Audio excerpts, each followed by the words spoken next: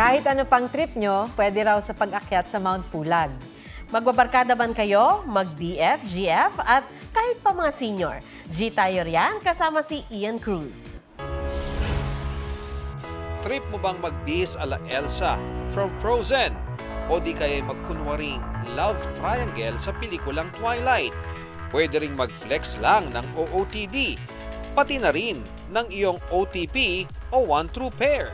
Baka gusto nyo rin kulayan ang drawing sa GC o my goal before reaching your 60s. Iba't iba man ang trip, iisa lang ang goal ng mga joiners na ito, ang maabot ang summit. Ito ang Mount Pulag Protected Landscape, ang tinaguriang Playground of the Gods, at pangatlo sa pinakamataas na bundok sa Pilipinas. Mula sa summit, tanaw ang mga kabundukan sa Cordillera Region.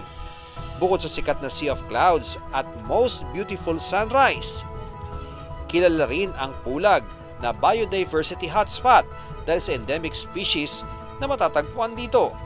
4 na trail ang pwedeng subukan para maakyat ang summit: ang Akiki, Tawangan, ang Baguio at ang beginner-friendly na Ambangeg. Trail pa lang, talagang Instagram worthy na. Taon-taon, libo-libong hikers ang umaakyat sa Mount Pulag, kaya mahigpit na ipinatutupad ang Leave No Trace Policy upang mapreserba ang angkin nitong ganda. Ian Cruz nagbabalita para sa GMA Integrated News.